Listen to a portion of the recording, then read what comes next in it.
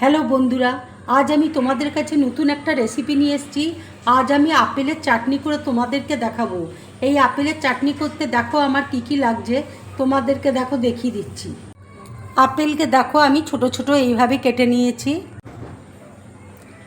এখানে দেখো ধনে পাতা আছে, পুদিনা আছে, কাঁচা লঙ্কা আছে, লেবুর রস রয়েছে।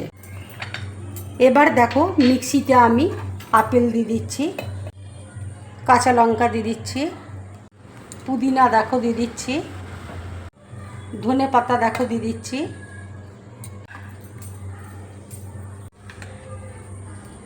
আন্দাজ মতো দেখো নুন দিয়ে দিচ্ছি, লেবুর রস দেখো দিয়ে দিচ্ছি।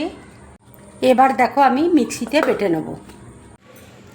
মিক্সিতে দেখো খুব ভালো করে আমি পেস্ট করে নিয়েছি। দেখো বন্ধুরা, তোমরা এইভাবে আপেলের চাটনি বানিয়ে খাবে আর আমাকে কমেন্ট করে অবশ্যই জানাবে তোমাদের কেমন লাগলো।